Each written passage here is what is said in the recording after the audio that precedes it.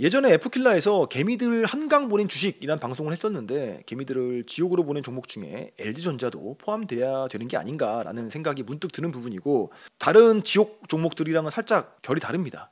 LG전자가 작전주라거나 사업성이 안 좋아진 케이스는 아니다.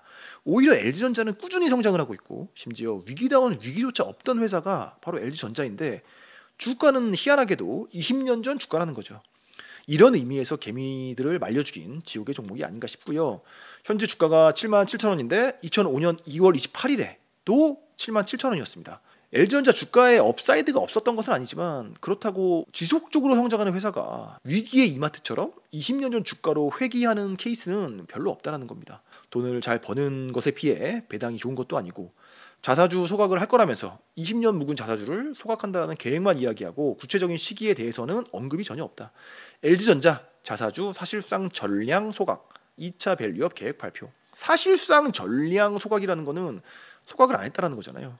어투를 보면 일반 투자들을 설득시키고자 과장을 한다는 느낌을 지울 수가 없다는 겁니다.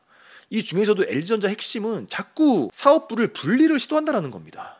오늘은 LG전자 이야기입니다. 최근 소식은 LG전자의 인도 법인을 상장한다라는 소식입니다.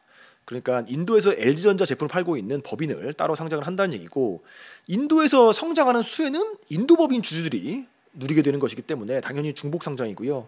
이게 맥락으로 보면 얼마 전에 현대차도 인도 법인을 따로 상장한 소식을 들었는데, 결국 중복 상장이 한국에서 어려워지다 보니까 과거에는 사업부를 쪼개던 것이 이제는 지역으로 나눠서 쪼개는 느낌을 지울 수가 없는 것이고, 한국에서 중복 상장을 한다라고 하면 한국 투자들이 눈에 쌍심지를 켜고 반대를 하기 때문에 눈치가 보인 나머지 방향이 틀어졌다는 겁니다. 그러다 보니까 자사주 소각을 한다라면서 연막탄 느낌의 주주 환원 계획과 함께 LG전자 인도법인 상장을 진행하고 있는 중이라고 합니다. 동시에 언론사에서는 계속 LG전자 주가에 호재라든지 물적 분할, 중복 상장 이런 키워드랑은 겹치지 않도록 최선을 다하는 모습이 보이고, 아직 한국의 투자들이 지역을 바꿔서 상장하는 것에 대해서는 문제의식이 좀 약하기도 하고, 이게 진짜 좋은 건지 나쁜 건지 헷갈리기 때문에 그런 틈새를 이용한 것으로 보여진다. 과거에 LG전자랑 비슷한 전략이 기억이 나는 게, 네이버가 느닷없이 웹툰을 나스닥에 상장을 한 경우가 있고, 그 당시에도 대호재라고 떠들었지만 네이버 주가는 웹툰의 나스닥 상장을 통한 주가 상승은 전혀 없었습니다. 내용을 보면 LG전자의 시총이 12조 원인데 LG전자 인도법인의 시총은 18조 원에 달할 거라고 합니다. 18조 원짜리 인도법인의 가치가 12조 원짜리 LG전자 주식에서 빠져나가게 되는 것이고, 이런 말도 안 되는 로직이 어디선가 본 적이 있는 그림인데 바로 LG엔솔 물적 분할 때의 향기가 솔솔 난다. 시총 20조 원짜리 LG화학에서 시총 80조 원짜리 배보다 더 큰 배꼽인 LG엔솔이 떨어져 나갔고요. 결국 100만 원이 넘었던 LG화학의 주식은 현재 23만 원까지 내려온 상황입니다. 그 당시에도 증권사랑 언론사들은 호재라고 떠들었습니다. 근데 LG화학 주가가 오르기는커녕 5분의 1 토막 난 것이고, LG화학이 했던 짓을 이제는 LG전자도 비슷하게 하려고 한다. 인도 시장에서 LG전자의 연평균 매출 성장률은 무려 18%라고 합니다. 어마어마한 성장세를 볼 수가 있고, LG전자의 사실상 가장 강력한 재료가 아닐 수 없고, 사실 한국 시장에서는 가전 시장의 성장이 멈췄기 때문에 주주들 입장에서 기댈 곳이 바로 인도 법인이라는 건데, 이게 쪼개져 나가게 된 겁니다. LG전자가 인도 법인의 지분 15%만 매각을 하는 것이고, LG전자가 85% 지분은 갖고 있다고 하는데, 중요한 거는 인도 법인 자체가 인도 시장에서 따로 상장이 되는 매우 심플한 로직이고, 결국 따로 살림을 차린다는 겁니다. 그런 식으로 치면 LG화학이 LG엔솔 지분 80%를 보유하고 있는데 LG엔솔 시총 80조에 80%면 65조 원입니다.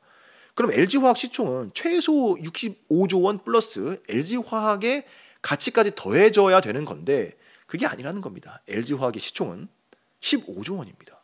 따로 상장을 해버리면은 인도 시장의 엄청난 성장세는 인도 법인 주주들이 다 가져가는 게 당연한 거겠고요. 근데 이걸 호재라고 말을 한다면 호재임을 증명해야 되는데, LG전자는 52주 신저가를 꾸준히 갱신하고 있는 상황이다. 당연히 주가는 악재로 받아들인 겁니다. 전문가들의 주장보다 주가가 훨씬 더 투명하고 확실하게 보여주고 있는 것이라고 볼 수가 있다. 현대차도 별 잡음 없이 인도법인 중복 상장을 성공했기 때문에 이것을 옆에서 지켜본 LG도 형님을 따라가는 게 아닌가 싶고, LG마저도 이런 식으로 인도법인 중복 상장에 성공을 해버리면은 그 다음에는 어떻게 될까? 다른 재벌들은 가만히 있을까?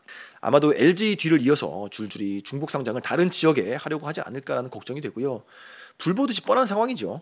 여기서 더 큰 문제는 최근에 한덕수 대통령 권한 대행이 상법 개정을 거부한 사건이 일어났다라는 것이고 재벌들의 이런 전략에 날개를 달아준 격이라고 볼 수가 있다. 이사가 전체 주주의 이익을 위해서 일을 해야 된다라는 너무나도 지극히 상식적인 상법 개정 아닌데도 이를 굳고 막아서는 것은 계속해서 재벌들이 편익을 위해서 개인 투자들을 착취하는 것을 좌시하겠다라는 의지 표명이라고도 볼 수가 있고요. 그럼에도 불구하고 대세의 방향을 거스를 수는 없다라고 저는 생각을 합니다. 그런 의미로 한국 시장은 매우 중요한 기로에 서 있는 상황이다. 한덕수의 상법 개정안 거부와 또 한화의 3세 승계 완료, 그리고 LG전자의 인도 상장 등등의 재벌들의 과감한 행보가 무관하지 않다라고 저는 생각을 합니다. 재벌은 한국 시장의 지배자였습니다. 어찌 보면 질서가 바뀌는 것에 대해서 이렇게 재벌들이 격렬하게 반응하는 것은 당연한 걸지도 모릅니다. 국민들의 반발 때문에 오래된 권력이 순순히 물러난다면 오히려 그게 더 이상한 거죠. 그럼에도 불구하고 기존 질서의 전복은 눈앞에 있으며 지금과 같은 재벌들의 반응에 대해서 우리는 더욱 의지를 갖고 조정을 반드시 해야만 하는 것이며 개인 투자들의 권리는 개인 투자가 직접 확보를 하는 방향으로 가야만 할 것이다. 다시 LG전자 이야기로 돌아가 보겠습니다. LG전자의 가장 성장세가 높은 시장인 인도 법인을 따로 상장하는 데서 멈추는 것이 아니죠. LG전자의 가장 성장성이 높은 사업부도 결국 쪼개기 상장을 시도할 거라는 겁니다. 인도 시장이 가장 가파르게 성장하는 시장이라면 가장 큰 상승 재료는 바로 전장 사업부입니다. LG전자 VS 사업부라고 불리며 마그마, ZKW 등등 굵직한 자회사들을 인수함으로써 전기차와 자율주행 시대를 주도하려는 LG전자의 핵심 사업부라고 볼 수가 있고요. 우리가 잊어서는 안 되는 게 이미 전장 사업부의 파워트레인 사업부는 물적 분할이 되었다는 겁니다. 조주환 LG전자 사장은 자동차 전장 사업 분리 가능성과 관련해서 그럴 생각이 없다라고 일축을 했습니다. 물적 분할만 하고 상장 계획은 없다라는 건데 이 부분을 지켜봐야 되는 부분이라는 것이고 지금은 적절한 시기가 아니기 때문에 시기를 가늠하고 있을지도 모른다. 어쨌든 한국 시장의 상황상 어쩔 수 없이 이런 착취가 일어난다라고 해도 이런 내용을 알고 당하는 것과 모르는 것의 차이는 엄청나다라고 생각을 합니다. LG전자는 인도 법인을 4월 말에, 그러니까 이번 달 말에 상장을 한다라고 하고요. LG전자의 가장 성장하는 사업부인 전장 사업부 역시 현재 물적 분할이 된 상태이므로 언제 중복 상장할지 알 수가 없는 것이다. 더블 중복 상장 리스크가 LG전자의 주가를 짓누르고 있기 때문에 주가가 갈래야 갈 수가 있을까? 이 와중에 자사주 소각 계획을 실제로 실행하였으면 하는 바람입니다. 기사에서는 연내 소각이라는 발표 외에 구체적인 계획은 아직 없는 상황입니다. LG전자의 주가가 좋았던 시기가 바로 애플카랑 협업설이 돌았을 때입니다. 주가가 급등했으나 이벤트성 호재였을 뿐이고 애플카와의 협업은 무의로 끝이 났다. 그리고 주가는 다시 제자리로 돌아왔습니다. 인도 시장도 결국 LG전자 주가에서 가치가 사라지게 될 것이고 전장 사업도 결국 떨어져 나가게 돼버리면 결국 LG전자에 기대할 수 있는 마지막 재료는 아마도 AI 냉각기 외에는 없어 보인다. 근데 AI 냉각기로 LG전자 주가가 과연 부양될 수 있을까? 힘들다고 보는 겁니다. LG전자의 인도 법인 상장이 호재라는 의견이 많음에도 주가는 계속해서 우하향만을 하고 있고 이제는 한국 재벌 기업에 대한 피로감이 극에 달한 상황입니다. 기댈 곳은 상법 개정안 외에 없는 것이고 부디 머지않은 미래에 오너만을 위한 경영이 아닌 전체 주주를 위한 경영과 일반 주주도 주인으로서 인정받는 날이 오기를 바라본다. 울스워크 양말을 소개드립니다. 가격표를 보시면 경쟁 브랜드 대비 소비자가는 가장 싸지만 울 함유량은 압도적으로 높은 것을 볼 수가 있고 제가 다른 2, 3만 원짜리 파타고니아 울 양말도 신어봤는데 퀄리티는 울스워크 양말이 더 좋았으며 그 이유는 바로 울 함유량 때문입니다. 즉 가성비가 매우 뛰어난 울 양말입니다. 울 원사를 직접 제작하는 세리 코퍼레이션이라는 회사에서 메리노 울 전문 브랜드 울스워크 제품이고요.